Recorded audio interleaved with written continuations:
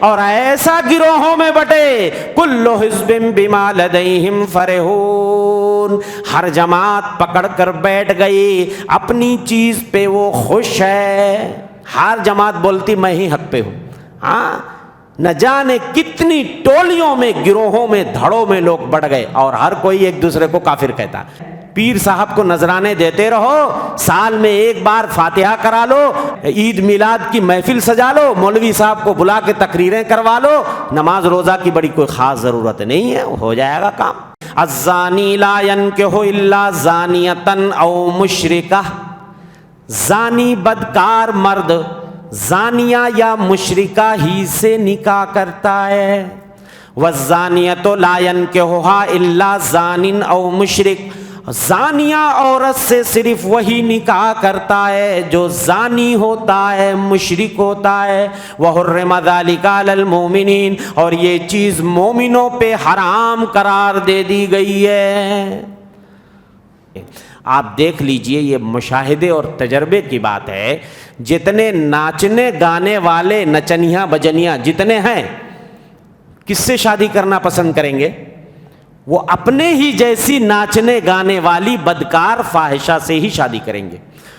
اللہ نے مومنوں سے کہا یا ایھا الذین آمنوا کلوا من طیبات ما رزقناکم، مومنوں کو بھی اللہ نے حکم دیا کہ او مومنوں، جو ہم نے تمہیں روزی دی ہے پاکیزہ روزی کھاؤ۔ اور سیم ایسے ہی حکم اللہ نے جیسا مومنوں کو دیا رسولوں کو بھی دیا، یا ایھا الرسل کلوا من الطیبات واعملوا صالحا، او رسولوں کی جماعت پاکیزہ چیزوں سے کھاؤ اور نیک عمل کرو۔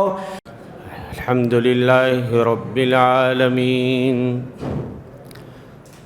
والعاقبۃ للمتقین والصلاة والسلام علی اشرف الانبیاء والمرسلین نبینا محمد وعلی آلہ واصحابہ اجمعین، اما بعد، فقد قال اللہ تعالی فی کتابہ الحکیم، قد افلح المؤمنون الذین هم فی صلاتهم خاشعون۔ برادران اسلام، پردہ نشین ماں اور بہنوں، نوجوان دوستوں اور ساتھیوں، عزیز بچوں، سورہ مومنون اور سورہ نور کی تلاوت ہم نے سنی۔ سورہ مومنون کا جو آغاز ہوتا ہے وہ یہیں سے ہوتا ہے جس آیت کی تلاوت ابھی میں نے آپ کے سامنے کی۔ اللہ جل شانہ ارشاد فرماتے ہیں، قد افلح المؤمنون الذین هم فی صلاتهم خاشعون، یقیناً مومنین کامیاب ہو گئے، الذین هم فی صلاتهم خاشعون، جو اپنی نمازوں میں خشوع اختیار کرتے ہیں۔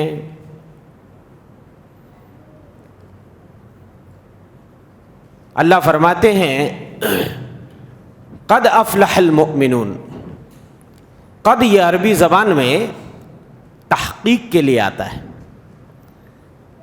قد قامت الصلاۃ، تو قامت الصلاۃ کا مطلب نماز ٹھہر گئی، قائم ہو گئی، اور قد جب لگا دیتے ہیں نا تو یقینی معنی پیدا کرنے کے لیے، تو ایسے یہاں اللہ فرما رہے ہیں قد افلح المؤمنون، یقیناً مومن کامیاب ہو گئے۔ کس چیز کو پانے میں کامیاب ہو گئے وہ اللہ آگے اسی سورت کی آیت نمبر 10 اور 11 میں بتائیں گے۔ اس سے پہلے اللہ جل شانہ پہلے ان مومنوں کی صفات بیان کر رہے ہیں۔ یہ مومن جو کامیاب ہوئے ہیں نا، اب وہ کیا پانے میں کامیاب ہوئے ہیں ابھی آپ کو ٹھہرنا پڑے گا۔ پہلے ان مومنین کی صفات سن لیجئے، یہ کون لوگ ہیں اور کیا پانے میں کامیاب ہو گئے، وہ اللہ آگے ابھی بیان ہوگا، اس کا تذکرہ ہوگا انشاءاللہ۔ تو پہلی صفت یہ بیان کی گئی، الذین ہم فی صلاتہم خاشعون، جو اپنی نمازوں میں عاجزی اختیار کرتے ہیں، خشوع اور خضوع برتتے ہیں۔ نمازوں میں خشوع اور خضوع کا مطلب یہ ہوتا ہے کہ آدمی جب اللہ کے سامنے سر جھکائے تو حضور قلب اور اخلاص نیت کے ساتھ سر جھکائے، بے مقصد حرکتیں نہ کرے، کوئی گفتگو نہ کرے، ادھر ادھر نہ دیکھے، اور یہ محسوس ہو کہ اللہ اس کو دیکھ رہا ہے۔ یہ احساس ہونا چاہیے کہ جس ذات کے سامنے وہ کھڑا ہے اس کو اپنی نگاہوں سے وہ دیکھ رہا ہے۔ اس کو کہتے ہیں خشوع خضوع، مکمل اطمینان، پوری توجہ اور دل جمعی کے ساتھ، اور نمازوں کے جو ارکان ہیں، رکوع سجود وغیرہ کو مکمل طور پہ آدمی ادا کرے، یہ بھی اس کے اندر داخل ہے۔ بہت سارے لوگ نمازوں کو ایسے ادا کرتے ہیں کہ جیسے نمازیں یہ کوئی کھیل ہے، کوئی تماشا ہے، یا بہت سے لوگ یہ سمجھتے ہیں کہ یہ روٹینی عبادت ہے، بس آئے، کھڑے ہوئے، جھکے، گرے اور چل دیے۔ میرے بھائیوں، پورے حضور قلب، اطمینان قلب اور پورے سکون اطمینان کے ساتھ اور اخلاص نیت کے ساتھ یہ عبادت ادا ہونی چاہیے، ورنہ معاملہ تو یہ ہو جائے گا کہ میں جو سر بسجدہ ہوا کبھی تو زمین سے آنے لگی صدا، تیرا دل تو ہے صنم آشنا، تجھے کیا ملے گا نماز میں، اور تیرا امام بے حضور، تیری نماز بے سرور، ایسے امام سے گزر، ایسی نماز سے گزر۔ کائنات کے امام مدنی سردار فرماتے ہیں، ان الرجل لیصلی 60 سنہ، ایک آدمی 60 سال تک نماز پڑھتا ہے، ما تقبل منہ صلاۃ واحدہ، ایک بھی نماز قبول نہیں ہوتی، لعلہ یتم الرکوع ولا یتم السجود، کبھی وہ رکوع تو ڈھنگ سے کرتا ہے لیکن سجدہ ڈھنگ سے نہیں کرتا، یا سجدہ ڈھنگ سے کرتا ہے لیکن رکوع ڈھنگ سے نہیں کرتا۔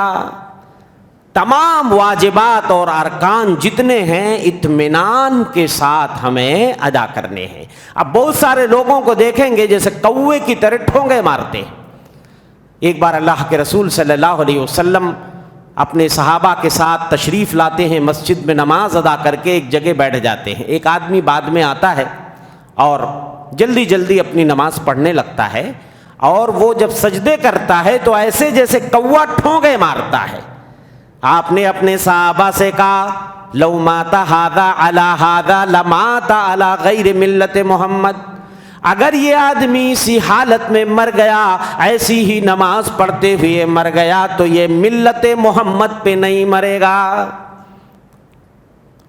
یہ تو ایسے نماز پڑھ رہا ہے، ایسے سجدے کر رہا ہے جیسے کوا خون پہ ٹھونگے مارتا ہے۔ کوا کو آپ نے دیکھا ہوگا جب کیسے کہیں خون وغیرہ پڑا ہوا ہے تو اس پہ ٹھونگے اور چونچے مارتا ہے، ایسی نماز۔ ایک بار اور دوسرا واقعہ ہے کہ اللہ کے رسول صلی اللہ علیہ وسلم مسجد میں تشریف فرما ہے، ایک آدمی آتا ہے اور جلدی جلدی نماز پڑھ کے 2 رکعت اور جا کے نبی سے سلام کرتا ہے۔ اللہ کے رسول صلی اللہ علیہ وسلم سلام کا جواب دیتے ہیں اور فرماتے ہیں، ارجع فصل فإنک لم تصل، جاؤ پھر سے نماز پڑھو، ابھی تم نے نماز ہی نہیں پڑھی۔ حالانکہ وہ تو نماز پڑھ کے آیا تھا۔ تو فرمایا جا رہا ہے جاؤ واپس نماز پڑھو، تم نے نماز ہی نہیں پڑھی۔ وہ جاتا ہے، پھر سے واپس جلدی جلدی 2 رکعت پڑھ کے آتا ہے، پھر نبی سے سلام کرتا، آپ جواب دیتے ہیں اور پھر وہی جملہ ریپیٹ کرتے ہیں، جاؤ نماز پڑھو، تم نے ابھی نماز نہیں پڑھی ہے۔ پھر وہ آتا ہے 2 رکعت جلدی جلدی پڑھ کے پھر واپس جاتا ہے، آپ سے سلام کرتا ہے، پھر وہی جملہ آپ فرماتے ہیں۔ تو کہتا ہے اللہ کے رسول صلی اللہ علیہ وسلم، اس سے بڑھیا نماز میں نہیں پڑھ سکتا، اب آپ ہی بتا دیجئے کہ میں کیسے نماز پڑھوں۔ آپ نے اس کو 2 رکعت نماز کا پورا طریقہ بتایا کہ کس طریقے سے آدمی اچھے ڈھنگ سے وضو کرے اور اس کے بعد قبلہ رخ کھڑے ہو کر کے تکبیر تحریمہ کے ذریعہ نیت باندھے اور اس کے بعد فاتحہ پڑھے، کوئی سورت پڑھے، پھر اس کے بعد رکوع میں جائے۔ اور ہر جگہ آپ یہی فرما رہے ہیں، جب رکوع میں جاؤ حتی تطمئن راکعا، اطمینان سے چلے جاؤ، سر اٹھاؤ، اطمینان سے کھڑے ہو جاؤ۔ ہر جگہ آپ لفظ اطمینان لا رہے ہیں، تو یہ مطلب نہیں ہے کہ رکوع سے ابھی سر اٹھائے اور ہڈیاں اپنی جگہ پہ نہیں آئے اور دھڑاک سے آدمی سجدے میں چلا جاتا ہے، ابھی سجدے سے ڈھنگ سے آدمی کا سر بھی نہیں اٹھا کہ آدمی پھر دوبارہ سجدے میں چلا جاتا ہے۔ اور ہر جگہ اللہ کے رسول یہی فرما رہے ہیں، پھر تم سجدے میں جاؤ حتی تطمئن ساجدہ، یہاں تک کہ اطمینان سے سجدے میں چلے جاؤ، ثم ارفع راسک، پھر سر اٹھاؤ یہاں تک کہ تم اطمینان سے بیٹھ جاؤ، پھر سجدے میں جاؤ اور اطمینان سے چلے جاؤ۔ تو اس طریقے سے ایک مکمل رکعت کا پورا طریقہ آپ نے سمجھایا اور کہا ثم فعل ذلک فی صلاتک کلھا، پوری نماز میں اب تم کو ایسے ہی نماز پڑھنی ہے۔ تو پہلی صفت یہ بتائی گئی، یہ مومن جو کامیاب ہو گئے، جو اپنی نمازوں میں کیا کرتے ہیں، خشوع اور عاجزی برتتے ہیں۔ اور دوسری صفت بتائی جا رہی ہے والذین هم عن اللغو معرضون، جو لغو اور بیہودہ چیز سے اعراض کرتے ہیں۔ مومن جو ہوتے ہیں وہ بیہودہ باتوں کے پیچھے نہیں پڑتے۔ عربی زبان میں لغو اس کو کہتے ہیں ہر وہ قول یا فعل جو بیہودہ ہو۔ مومنوں کی صفت اللہ بیان فرما رہے ہیں وَإِذَا مَرُّوا بِاللَّغْوِ مَرُّوا كِرَامًا، جب بیہودہ چیز کے پاس سے گزرتے ہیں تو شریفوں کی طرح گزر جاتے ہیں۔ تو یہ وہ مومن ہیں جو لغو اور بیہودہ چیز کے پیچھے نہیں پڑتے بلکہ اس سے منہ پھیر کر چلے جاتے ہیں۔ آگے فرمایا والذین هم للزکاۃ فاعلون، یہ وہ مومن ہیں جو کامیاب ہو گئے ہیں، یہ زکوٰۃ بھی دیتے ہیں۔ تو زکوٰۃ کی ادائیگی کرتے ہیں اپنے مالوں میں، اور زکوٰۃ پہ میں تفصیلی بیان بھی آپ کے سامنے رکھ چکا ہوں۔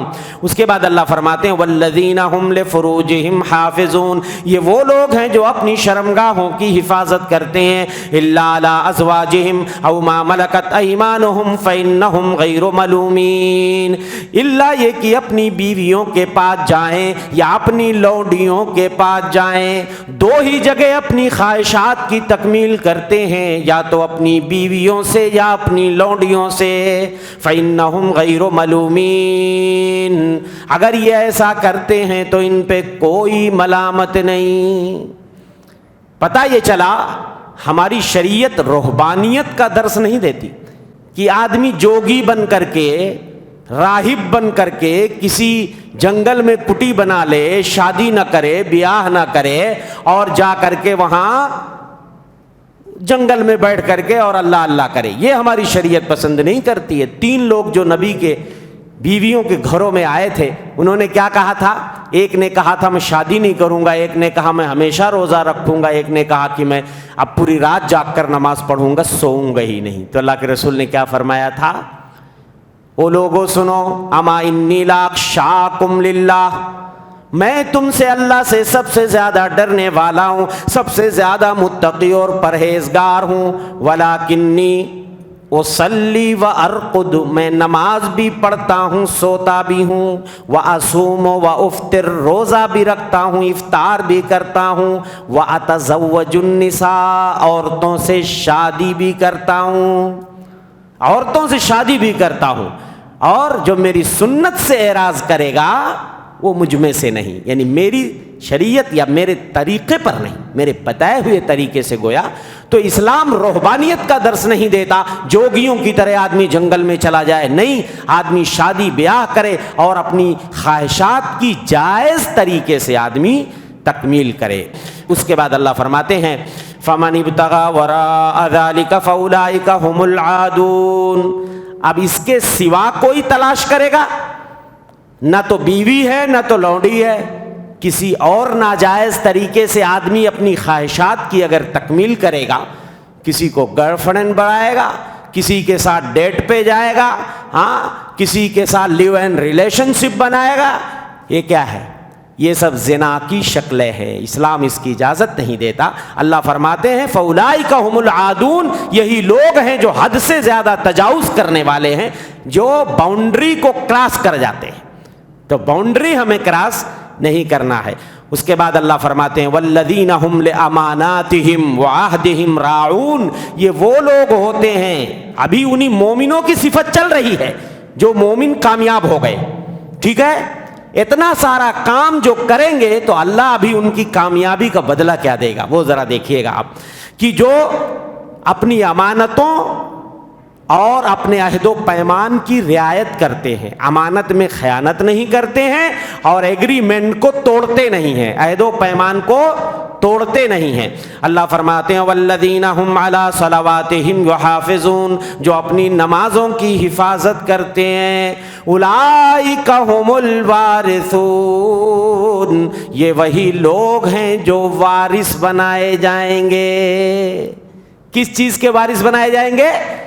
الذین یرثون الفردوس ہم فیہا خالدون، یہ لوگ فردوس کے وارث بنائے جائیں گے جس کے اندر ہمیشہ رہیں گے۔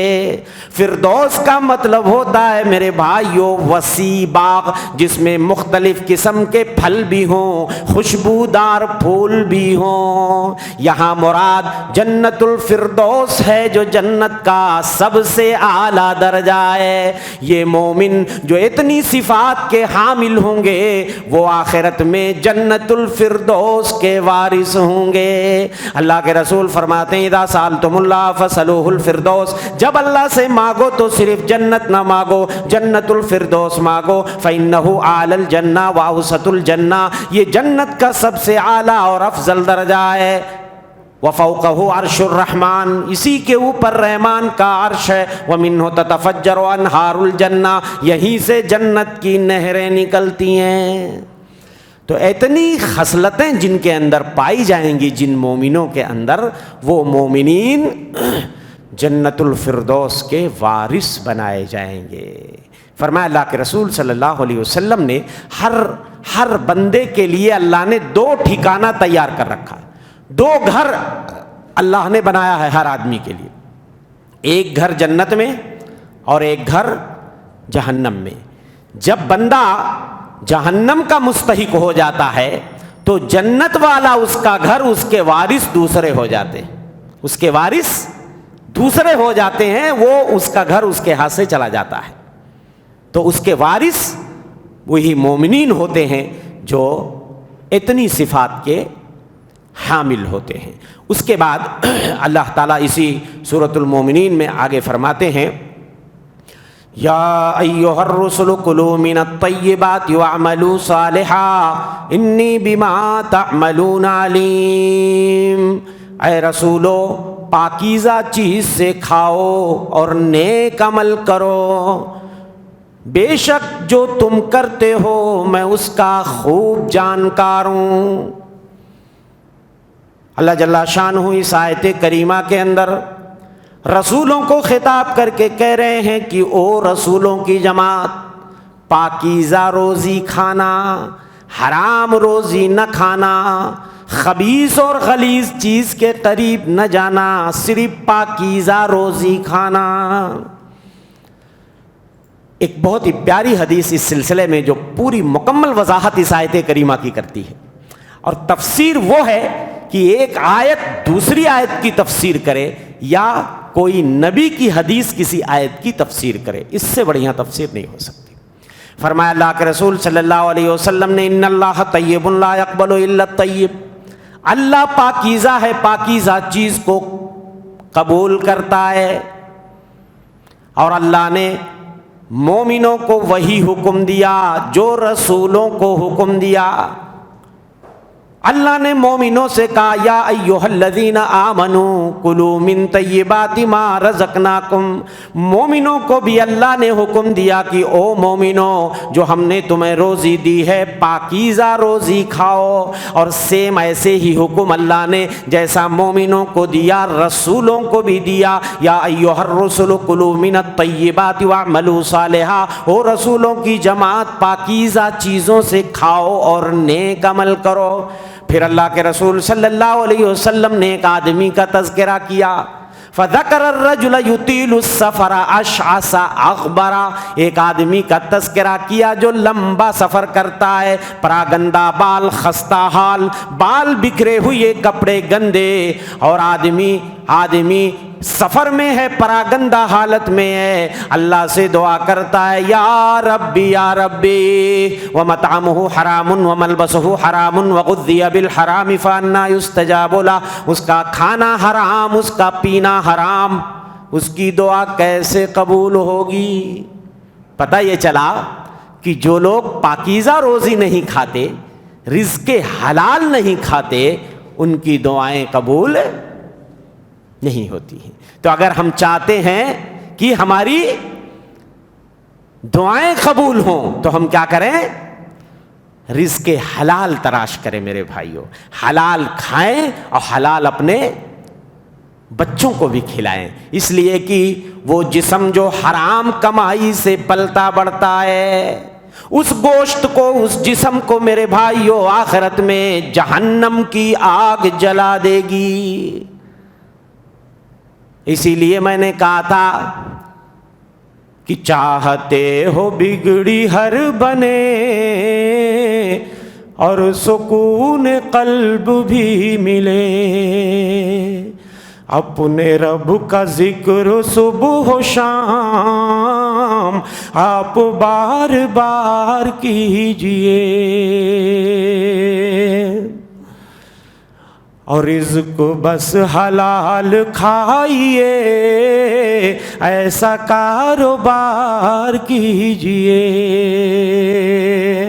تو میرے بھائیوں روزی جو ہے نا حلال کھائیے، اگر آپ چاہتے ہیں کہ آپ کی دعائیں قبول ہوں تو روزی حلال کھائیے۔ انشاءاللہ جاگنے والی راتوں میں ہم آپ کو سنائیں گے، ابھی ہم زیادہ نہیں سنا رہے ہیں آپ کو انشاءاللہ، چونکہ میرے اپنے کلام ہوتے ہیں جو میں خود لکھتا ہوں اور خود پڑھتا ہوں، نعت بھی لکھتا ہوں، حمد بھی لکھتا ہوں، اور بہت ساری نظمیں جو ہمارے موضوع سے ڈائریکٹ متعلق ہوتی ہیں، تو جس عنوان پہ میرا خطاب ہوگا اس پہ انشاءاللہ میں کوئی نہ کوئی نظم بھی آپ کو سناؤں گا۔ اس کے بعد اللہ فرماتے ہیں وَإِنَّ هَذِهِ أُمَّتُكُمْ أُمَّةً وَاحِدَةً، یہ تمہاری امت ایک ہی امت ہے، وَأَنَا رَبُّكُمْ فَاتَّقُونِ، اور میں تمہارا رب ہوں تو تم مجھ سے ڈرو۔ فَتَقَطَّعُوا أَمْرَهُمْ بَيْنَهُمْ زُبُرًا، تو ان لوگوں نے آپس کے معاملات میں اختلاف کر کے ٹکڑوں میں بٹ گئے۔ کل حزب بما لدیہم فرحون، اور ہر گروہ، ہر جماعت اسی پہ خوش ہے جو اس کے پاس ہے۔ یہاں اللہ سبحانہ وتعالیٰ یہ بتا رہے ان ہذہ وان ہذہ امتکم امۃ واحدہ، کہ بے شک تمہاری امت ایک ہی امت ہے، یعنی آدم سے لے کر ہمارے نبی تک تمام نبیوں کا دین ایک۔ وَأَنَّ هَذِهِ أُمَّتُكُمْ أُمَّةً وَاحِدَةً، ایک ہی امت، سارے لوگ اگر صحیح معنوں میں اپنے نبیوں کے دین پہ ہوتے تو وہ سب امت مسلمہ ہیں، سب امت مسلمہ ایک ہی امت ہیں بھائی۔ اس لیے کہ اللہ کے رسول فرماتے ہیں الانبیاء اخوۃ لعلات، سارے نبی علاتی بھائی ہیں۔ علاتی بھائی کا مطلب سمجھتے؟ باپ ایک ہو ماں کئی ہوں، تو جو ایک باپ کے بیٹے کئی ماؤں سے ہوتے ہیں ان کو کیا کہا جاتا ہے؟ علاتی بھائی۔ تو سارے انبیاء علاتی بھائی ہیں، دینہم واحد، سب کا دین ایک، جیسے یہاں باپ ایک، سب کا دین ایک، اب مائیں مختلف، یعنی تھوڑا سا وقتی طور پہ سب کے زمانے میں احکام میں تھوڑا تھوڑا فرق ہو سکتا ہے۔ بھئی ان کے وہاں کوئی چیز حلال تھی مان لو سنیچر کو شکار کرنا کسی کے وہاں حرام، کسی کے وہاں چربی حرام، تھوڑا فرق، لیکن بنیادی جو دین کی باتیں اصولی، وہ کسی نبی کا دوسرے نبی سے کوئی اختلاف نہیں رہا ہے۔ سارے لوگوں کے وہاں جو اصولی تعلیم تھی دین کی وہ ایک تھی، اور وہ اصولی تعلیم چند ہی ایک ہیں جن میں کسی نبی کا دوسرے نبی سے کوئی اختلاف نہیں تھا۔ سب سے پہلی چیز توحید کی دعوت۔ توحید کی دعوت میں کسی نبی کا دوسرے نبی سے کوئی اختلاف نہیں رہا ہے، لیکن لوگوں نے کیا کیا؟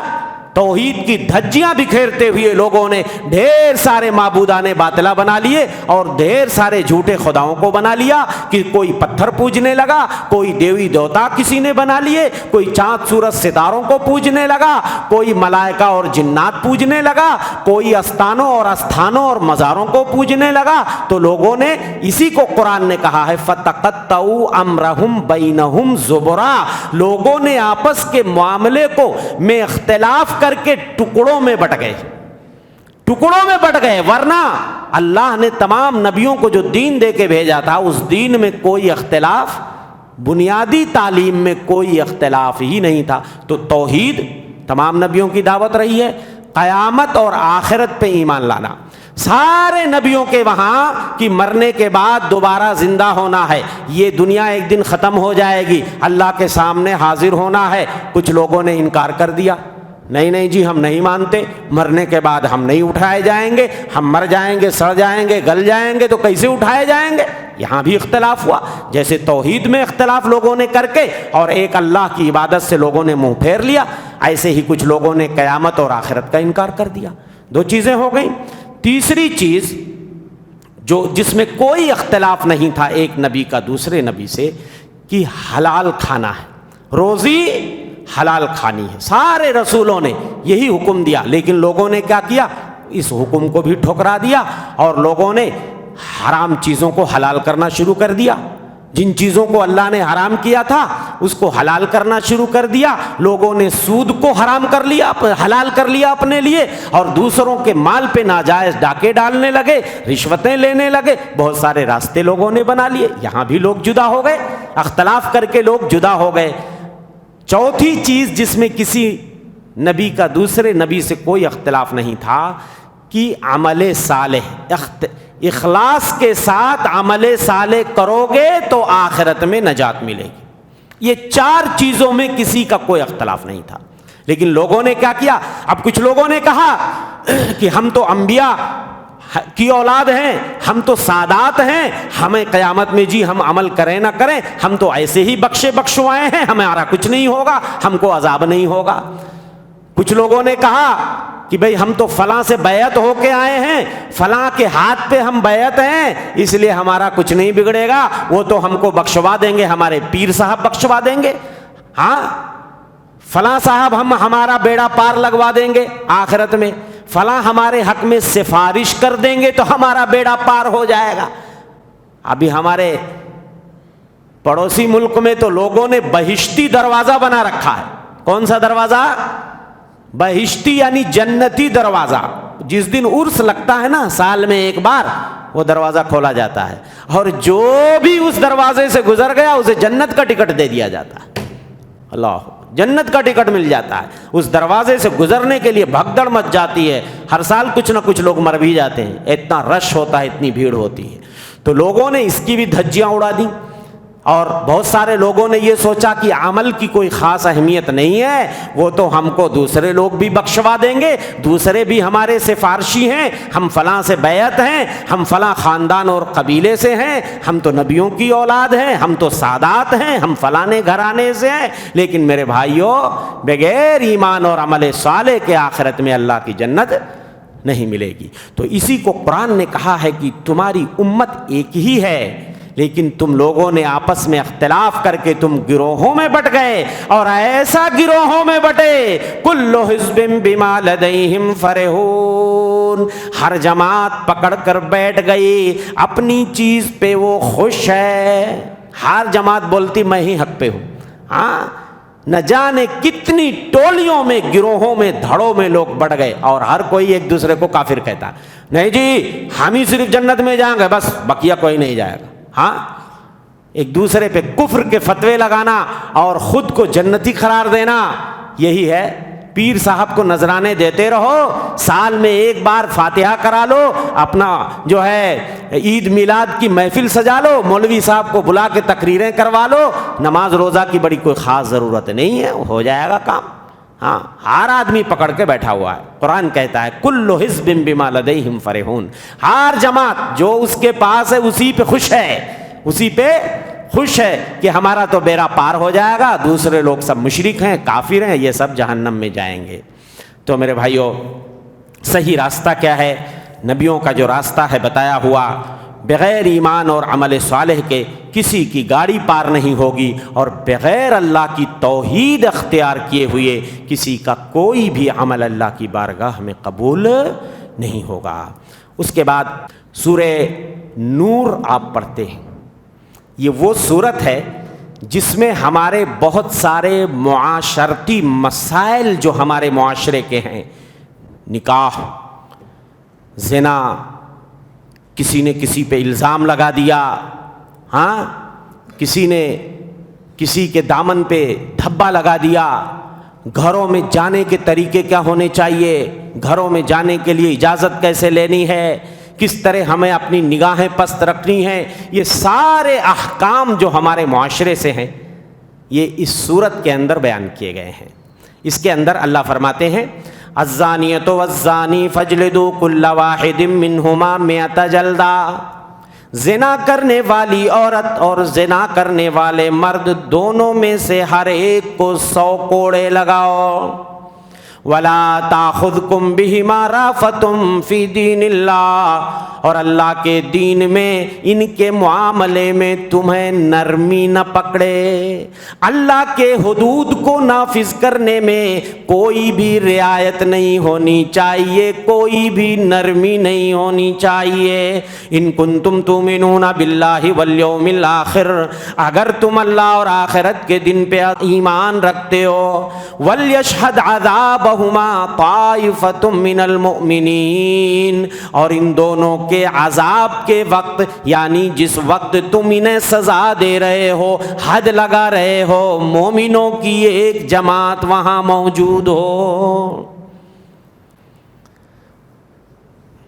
زناکاری بدکاری پہ میں پہلے بہت ساری باتیں آپ کی خدمت میں رکھ چکا ہوں کہ یہ کتنا بڑا جرم ہے۔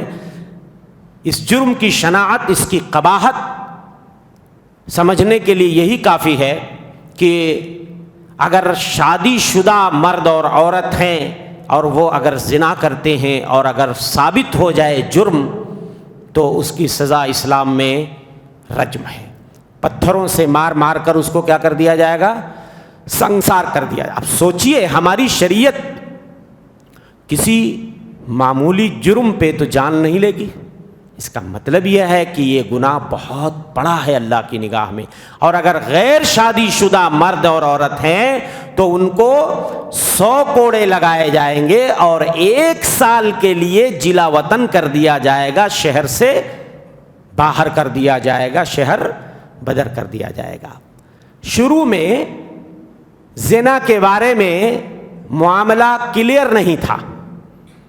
سورہ نساء میں اللہ نے فرمایا کہ اگر تم میں سے کوئی آدمی اپنی بیوی کی کوئی بدکاری دیکھے تو 4 گواہ لے کر آئے۔ شروع میں کیا کہا گیا تھا؟ 4 گواہ لے کر آئے، اور 4 گواہ جب مل جائیں تو گھر میں اس کو بند کر دو، یہاں تک کہ موت آ جائے یا اللہ کوئی راستہ نکال دے۔ ابھی تک راستہ نہیں نکلا تھا۔ بعد میں اللہ کے رسول صلی اللہ علیہ وسلم کو جب اس کا علم عطا کیا گیا تو آپ نے کہا، صحیح حدیث، خذوا عنی قد جعل اللہ لہن سبیلا، او لوگوں مجھ سے لے لو، اللہ نے ان عورتوں کے لیے راستہ نکال دیا ہے۔ کوئی بھی ہو، مرد ہو یا عورت، راستہ اب نکال دیا۔ پہلے اللہ نے کہا تھا کہ یہاں تک کہ اللہ راستہ نہ نکالے جب تک ان کو گھروں میں بند رکھو، اگر ثبوت مل جاتا ہے تو، 4 گواہ مل جاتے ہیں تو۔ اب کیا کہا کہ اگر شادی شدہ مرد یا عورت ہیں تو ان کو رجم کر دیا جائے گا، اور اگر غیر شادی شدہ ہیں، باکرہ ہیں، کنوارے ہیں تو 100 کوڑے لگائے جائیں گے اور 1 سال کے لیے ان کو شہر بدر کر دیا جائے گا، شہر بدر کر دیا جائے گا۔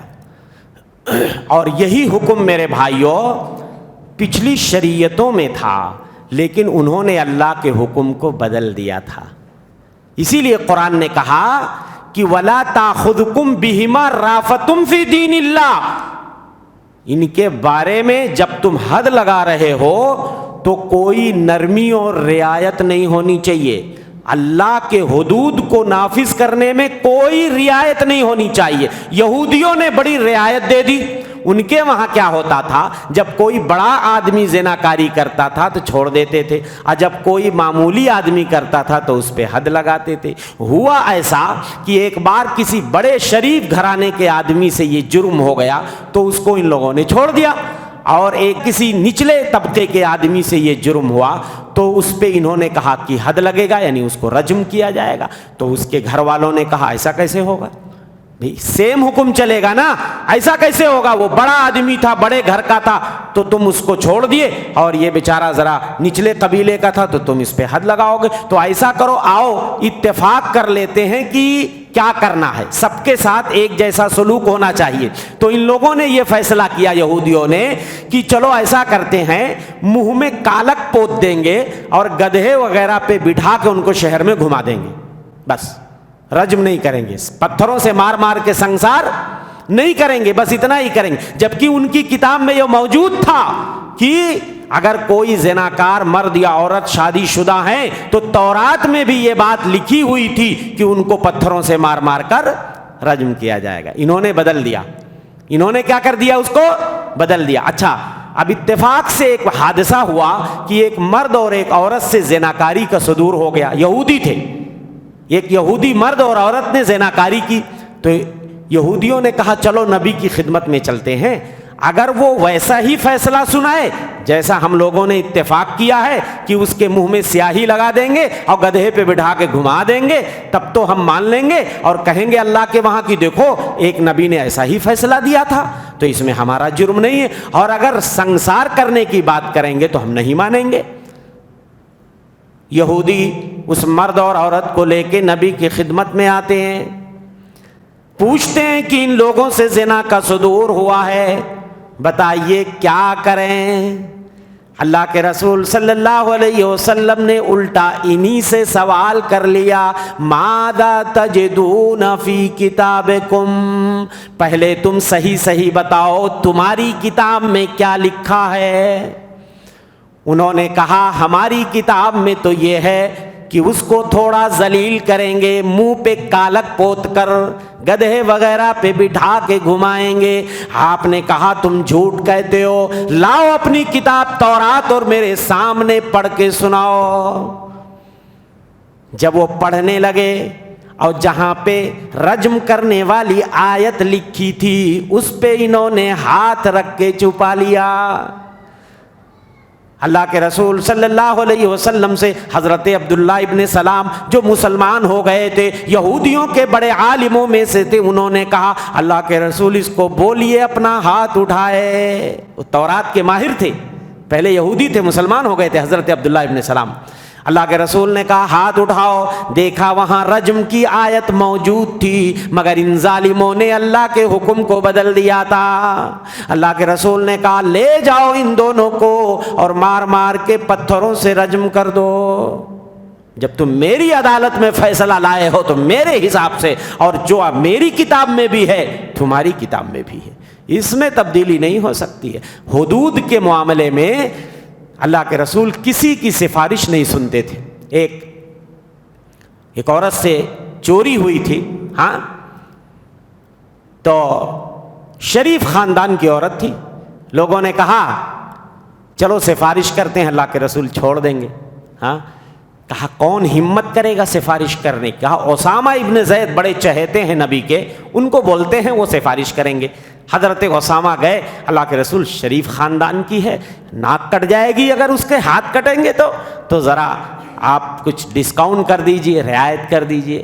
کائنات کے امام ناراض ہو گئے اور فرمایا اتشفع فی حد من حدود اللہ، او اسامہ اللہ کے حدود میں سے تم کسی حد میں سفارش کرنے آئے ہو؟ قسم اللہ کی میری بیٹی فاطمہ اگر چوری کرتی تو میں اس کے بھی ہاتھ کاٹ دیتا، میری بیٹی اگر چوری کرتی تو میں اس کو بھی نہیں چھوڑتا، اس کے بھی ہاتھ کاٹ دیتا۔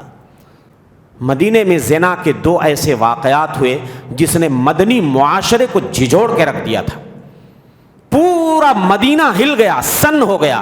2 ایسے واقعات، اور ایک مرد کا واقعہ، ایک عورت کا واقعہ، اور دونوں واقعے بڑی خاموشی سے ہوئے تھے، کسی نے دیکھا نہیں تھا، اور کوئی ان کو پکڑ کے نبی کی خدمت میں لایا نہیں تھا۔ مگر جس طریقے سے ان سے اتنا بڑا جرم ہوا، ویسے ان کی توبہ بھی اتنی بڑی توبہ تھی کہ میرے بھائیوں، ایسی توبہ کے لیے، ایسی سچی توبہ کے لیے دل گردہ چاہیے اور ایمان کی مضبوطی چاہیے۔ حضرت ماعز بن مالک الاسلمی رضی اللہ عنہ، صحیح مسلم کی روایت ہے، ماعز ابن مالک اسلم قبیلے کے ایک آدمی تھے، ان سے زنا کا صدور ہو گیا، بڑے گٹھے بدن کے تھے، ذرا مسلس نکلے ہوئے تھے، ایسے تھے، زنا کا صدور ہو گیا، شیطان نے بہکا دیا، پھر ان کو اپنی غلطی کا احساس ہوا، نبی کی خدمت میں آئے، کہنے لگے زنی تو فتح طہرنی یا رسول اللہ، اللہ کے رسول مجھ سے زنا کا صدور ہوا ہے، مجھے پاک کر دیجئے۔ آپ نے چہرہ گھما لیا، ادھر آتے، دوسری طرف چہرہ آپ نے گھما لیا، پھر اس طرف آ کر کے وہی بات کہتے۔ اللہ کے رسول صلی اللہ علیہ وسلم کہتے ہیں جاؤ توبہ کرو، اللہ سے معافی مانگو، اللہ معاف کر دے گا۔ کہتے ہیں نہیں اللہ کے رسول مجھے پاک کیجئے، میں یہ گناہ لے کر کے زمین پہ نہیں چل سکتا۔ اللہ کے رسول صلی اللہ علیہ وسلم نے صحابہ سے کہا ان کے منہ کو سونکھ کر دیکھو کہیں انہوں نے شراب تو نہیں پی ہے۔ صحابہ نے سونکھ کے دیکھا، پتہ چلا شراب کی بو نہیں آ رہی ہے۔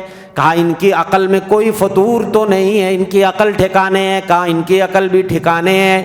تب مجبور ہو کے اللہ کے رسول نے کہا لے جاؤ انہیں پتھروں سے مار مار کے سنگسار کر دو۔ صحابہ جب پکڑ کے لے جاتے ہیں، ان کے لیے نہ کوئی گڑھا کھودا جاتا ہے، میدان میں کھڑے کر کے صحابہ چاروں طرف سے ہڈیوں سے مار رہے ہیں، ٹوٹے ہوئے برتنوں سے مار رہے ہیں، پختہ اینٹوں کے ٹکڑوں سے ان کے اوپر حملے ہو رہے ہیں۔ چاروں طرف سے جب پتھروں کی بارش ہونے لگی، حضرت ماعز برداشت نہیں کر سکے، بھاگ کھڑے ہوئے، بھاگتے گئے یہاں تک کہ مدینہ کے ایک کنارے جس کو حرہ کہا جاتا ہے، وہاں جب پہنچ گئے تو تھک کے کھڑے ہو گئے۔ صحابہ کہتے ہیں ہم نے وہاں بھی ان کا پیچھا کیا، مار مار کر کے بڑے بڑے اونٹوں کے سروں اور منڈیوں سے ہم نے ان کے اوپر حملہ کیا، یہاں تک کہ ان کی جان، ان کی روح پرواز کر گئی۔ اللہ کے رسول صلی اللہ علیہ وسلم نے جب صحابہ نے آپ سے بتایا تو آپ نے فرمایا جب وہ بھاگ رہے تھے تو تم نے چھوڑ کیوں نہیں دیا؟ اللہ سے معافی مانگتے، توبہ کرتے، اللہ انشاءاللہ معاف کرتا۔ اور ایسے ہی غامدیہ نامی ایک عورت جو ازد قبیلے سے تھیں، غامدیہ ازدیہ، ان سے بھی ایسے ہی ایک زنا کا صدور ہوا تھا۔ اللہ کے رسول صلی اللہ علیہ وسلم کی خدمت میں آتی ہیں اور اپنے جرم کا اعتراف کرتی ہیں، کہتی ہیں اللہ کے رسول مجھے پاک کیجئے۔ آپ نے کہا کہ جاؤ اللہ سے توبہ کرو، کہتی ہیں اتريد ان تردنی کما رددت ماعزا، اس سے پہلے جیسے آپ نے ماعز اسلمی کو لوٹایا تھا کیا آپ ویسے مجھے لوٹانا چاہتے ہیں؟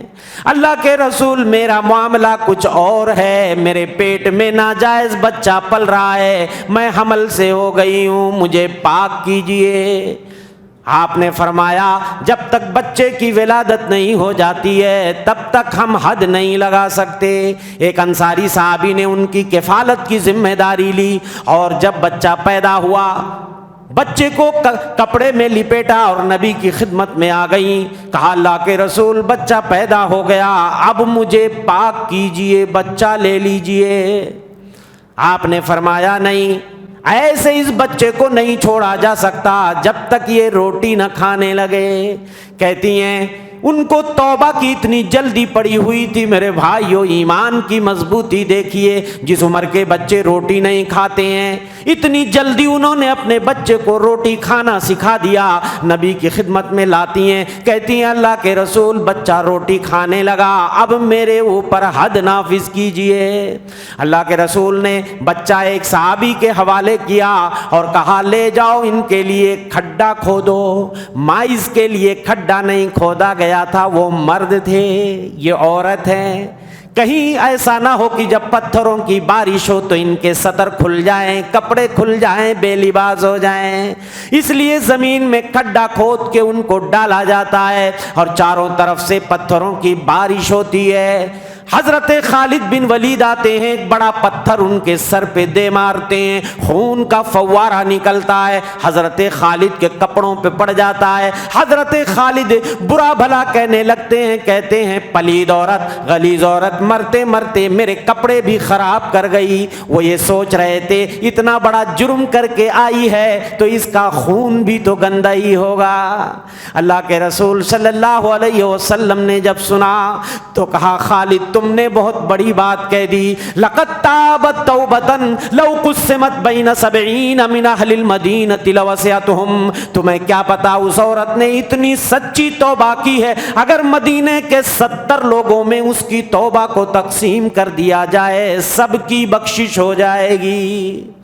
اتنی سچی توبہ، لقد تابت توبتن، اس نے ایسی سچی توبہ کی ہے کہ اگر کوئی ظالم ٹیکس وصولنے والا بھی وہ توبہ کر لینا، بعض روایتوں میں لو تابہا صاحب مقصن لغفر له، ظالم ٹیکس وصول کرنے والا بھی اگر کر لے تو اس کی بھی مغفرت ہو جائے گی۔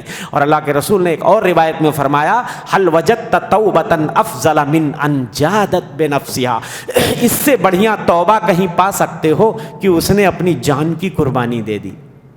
حالانکہ اللہ کے رسول صلی اللہ علیہ وسلم نے یہ کہا تھا کہ جاؤ توبہ کرو، اللہ انشاءاللہ معاف کرے گا گناہوں کو، لیکن انہوں نے یہ سمجھا کہ میرے لیے اس گناہ سے دنیا میں پاک ہو جانا بہتر ہے، پتہ نہیں آخرت میں میرے ساتھ کیا معاملہ ہو، پتہ نہیں۔ اور جب حد لگا دی جاتی ہے نا تو آدمی گناہوں سے پاک ہو جاتا۔ تو اس کے لیے میرے بھائیوں اپنی جان کی قربانی دینے کے لیے، اور وہ بھی پتھروں سے سنسار ہونے کے لیے، ایمان کی مضبوطی چاہیے، ایمان کی مضبوطی۔ تو مقصد یہ ہے کہ میرے بھائیوں زناکاری، بدکاری اتنا بڑا جرم ہے کہ ہماری شریعت میں اگر اسلامی حکومت ہوگی تو شادی شدہ مرد عورت اگر ہیں تو ان کو پتھروں سے مار مار کے سنسار کر دیا جائے گا، اور اگر کنوارے ہیں تو ان کو 1 سال کے لیے دربدر کر دیا جائے گا اور 100 کوڑے بھی لگائے جائیں گے۔ اس سے آپ زنا کی قباحت۔ اس کے بعد اللہ اسی میں آگے فرماتے ہیں الزانی لا ينکح الا زانیۃ او مشرکہ، زانی بدکار مرد زانیہ یا مشرکہ ہی سے نکاح کرتا ہے۔ والزانیۃ لا ينکحها الا زان او مشرک، زانیہ عورت سے صرف وہی نکاح کرتا ہے جو زانی ہوتا ہے، مشرک ہوتا ہے۔ وحرم ذلک علی المؤمنین، اور یہ چیز مومنوں پہ حرام قرار دے دی گئی ہے۔ بعض مفسرین نے اس کا ایک معنی یہ بتایا ہے کہ یہاں پر یہ بتانا مقصد ہے کہ زانی مرد اسی سے نکاح کرتا ہے جو اسی کے جیسی زانیہ ہوتی ہے، بدکار ہوتی ہے یا مشرکہ ہوتی ہے، جن کے وہاں زنا حرام نہیں ہے۔ یعنی جو آدمی فاسق ہوتا ہے، فاجر ہوتا ہے، بدکار ہوتا ہے، زانی ہوتا ہے، وہ پاک دامن عورتوں سے شادی کرنے کی رغبت نہیں رکھتا ہے۔ ایسے ہی جو عورت بدکار ہوتی ہے اور فاسقہ ہوتی ہے، فاحشہ ہوتی ہے، وہ پاک دامن مردوں میں رغبت نہیں رکھتی ہے۔ اس کی رغبت کہاں ہوتی ہے؟ اسی کے جیسے جو فاسق، فاجر، بدکار اور زانی ہوتے۔ آپ دیکھ لیجئے، یہ مشاہدے اور تجربے کی بات ہے، جتنے ناچنے گانے والے نچنیاں بجنیاں جتنے ہیں، کس سے شادی کرنا پسند کریں گے؟ وہ اپنے ہی جیسی ناچنے گانے والی بدکار فاحشہ سے ہی شادی کریں گے۔ کوئی اگر بھولے بسرے اگر کسی کی کوئی ذرا گھریلو خاتون ذرا باپردہ خاتون سے اگر کبھی ہو بھی جاتی ہے تو وہ گاڑی آگے بڑھتی نہیں ہے۔ تو جو بدکار ہوتے ہیں وہ بدکار عورتوں کو، اور دوسری جگہ اللہ نے فرمایا کہ جو خبیث اور غلیظ مرد ہوتے ہیں وہ خبیث اور غلیظ عورتوں کے لیے ہوتے ہیں، اور جو غلیظ عورتیں ہوتی ہیں وہ غلیظ مردوں کے لیے ہوتی ہیں، اور جو پاکیزہ عورتیں ہوتی ہیں وہ پاکیزہ مردوں کے لیے ہوتی ہیں، اور جو پاکیزہ مرد ہوتے ہیں وہ پاکیزہ عورتوں کے لیے ہوتے ہیں۔ اسی لیے قرآن فرماتا ہے وَحُرِّمَ ذَلِكَ عَلَى الْمُؤْمِنِينَ، مومنوں پر یہ چیز حرام قرار دے دی گئی ہے۔ بعض لوگوں نے کہا ذالکہ کا اشارہ زنا کی طرف ہے، یعنی زنا مومنوں پر حرام ہے، یا بعض لوگوں نے کہا کہ یہ ضمیر لوٹ رہی ہے عقد نکاح کی طرف، یعنی اگر کوئی عورت بدکار ہے، زانیہ ہے، تو بغیر سچی توبہ کے کسی مومن آدمی کے لیے جائز نہیں ہے، جیسے امام احمد بن حنبل اور کئی ائمہ کا یہ فتویٰ ہے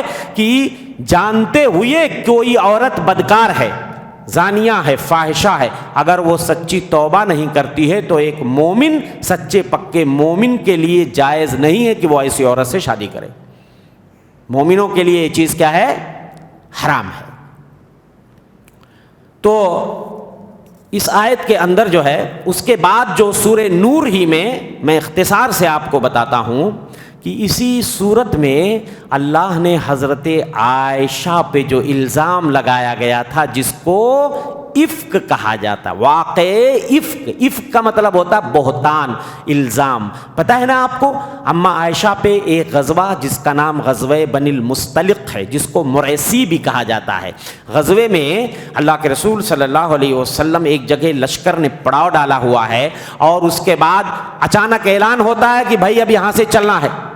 اما عائشہ قضائے حاجت کے لیے چلی جاتی ہیں کہ فارغ ہو کر کے آتے ہیں، اور اس کے بعد چونکہ یہاں سے اب چلنا ہے تو ان کا ایک ہار جو تھا کسی سے وہ بھی ادھار انہوں نے لیا تھا، وہ ہار ٹوٹ کر کے گر گیا، اس کو ڈھونڈنے میں ٹائم ہو گیا، اور ہودج سمجھتے ہیں جس کے اندر عورتوں کو بٹھایا جاتا ہے، بچوں کو، اور اونٹ کے اوپر اس کو لادا جاتا ہے، ایک گھر نما ایسا ہوتا ہے، اس کو اونٹوں پہ رکھا جاتا ہے، اس میں پہلے عورتوں اور بچوں کو بٹھایا جاتا تھا، ہودج، تو وہ پیک ہوتا تھا۔ اما عائشہ بڑی دبلی پتلی تھی ان دنوں، ہاں موٹی نہیں تھی، تو جو لوگ ہودج اٹھا کے اونٹ پہ لاتے تو انہوں نے سوچا اندر بیٹھی ہوئی ہیں، اور پتہ چلا وہ تو قضائے حاجت کے لیے گئی ہیں، اور انہوں نے اس کو لاد دیا اونٹ پہ اور قافلہ چل پڑا۔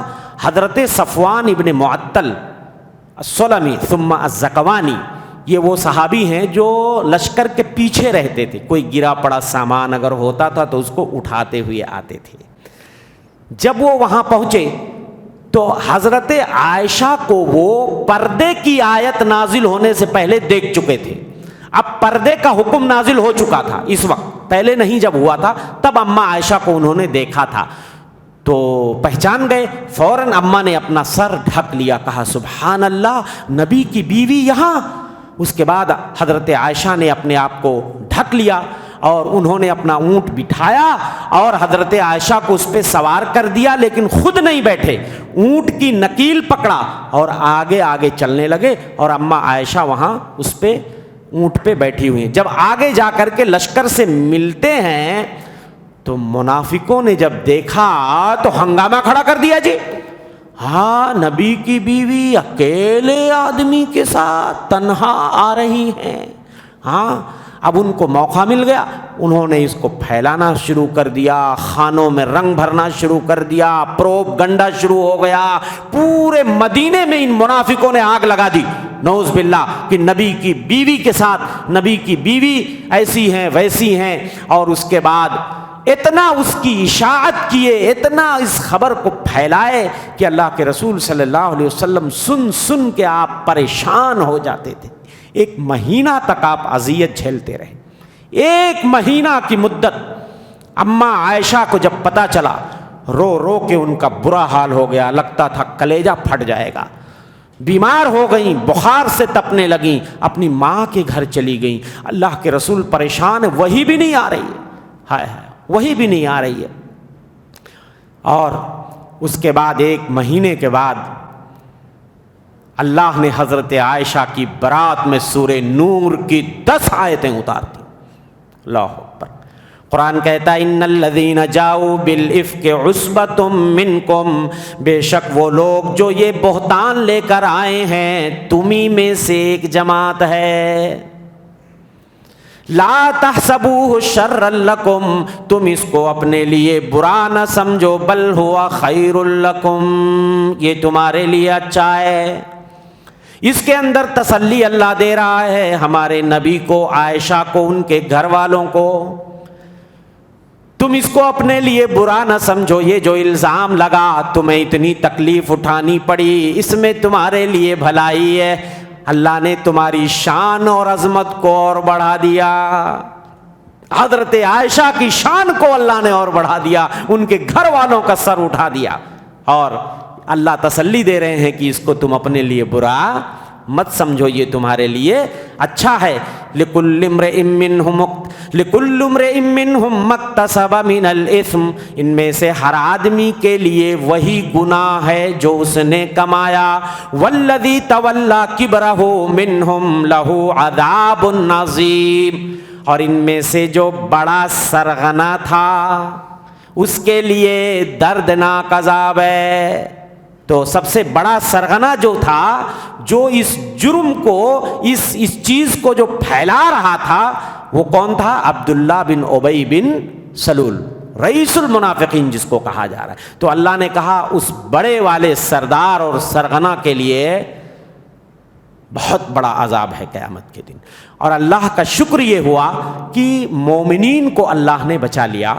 اتنا پروگنڈا انہوں نے کیا، بٹ 3 مسلمان صحابہ کے علاوہ کوئی بھی جھانسے میں نہیں آیا، 3 لوگوں کے علاوہ، باقی سب کے سب ٹوٹلی منافق تھے، حضرت حسان ابن ثابت اور حضرت مصطح ابن اثاثہ اور حمنہ بنت جہش، جبکہ ان کی بہن زینب بنت جہش وہ سوکن تھی حضرت عائشہ کی، اس کے باوجود وہ قسم کھا کے شہادت دیتی تھی کہ عائشہ اس جرم سے بری ہے، مگر ان کی بہن پھنس گئی چکر میں۔ بہرحال ان لوگوں پہ حد لگا کے بہرحال یہ لوگ تو بری ہو گئے، لیکن منافقوں کے لیے اللہ نے کہا کہ ان کے لیے عذاب ہے۔ تو کسی طریقے سے جھانسے میں آ گئے تھے، ان کو مس یوز کیا گیا یا مس گائیڈ کیا گیا۔ 3 لوگ صرف آئے، 3 صحابہ۔ تو اس واقعے میں میرے بھائیوں بڑی عبرتیں، بڑی نصیحتیں ہیں، وقت نہیں ہے ورنہ میں بتاتا آپ کو کہ ہمارے نبی کو غیب کا علم نہیں تھا۔ اگر آپ کو غیب کا علم ہوتا، 1 مہینہ تک آپ اذیت جھیلتے رہے مگر یہ پتہ نہیں لگا سکے کہ آپ کی بیوی کے ساتھ جو معاملہ ہو رہا ہے اس کی سچائی کیا ہے۔ جب تک اللہ اس کی حقیقت سے پردہ نہیں اٹھاتا ہے تو ہمارے نبی کو غیب کا علم نہیں عطا کیا گیا تھا۔ اور ایسے ہی کہ بہت ساری آزمائشیں جو آتی ہیں اور انسان جب صبر کرتا ہے تو صبر کرنے والوں کے لیے اللہ نے بہترین بدلہ تیار کر رکھا ہے۔ جیسے یہاں پہ ہمارے نبی نے، حضرت عائشہ نے، ان کے گھر والوں نے صبر کیا تو اللہ نے اس کا بہترین بدلہ، انما یوفی الصابرون اجرہم بغیر حساب، صبر کرنے والوں کو اللہ بغیر بلا حساب یعنی بے پناہ اجر سے نوازتا ہے۔ تو بہرکیف یہ بہت لمبا واقعہ ہے، عفق کا واقعہ اگر آپ دیکھنے جائیں گے تو بہت لمبی لمبی حدیثیں اس سلسلے میں نے اس کا ایک خلاصہ آپ کے سامنے رکھا ہے۔ اللہ سے دعا ہے کہ مولا ہم تمام بھائیوں کو دین کی سچی سمجھ عطا فرمائے، آمین۔ وما توفیق الا باللہ، وصلی اللہ علی نبینا محمد۔ السلام علیکم ورحمۃ اللہ وبرکاتہ۔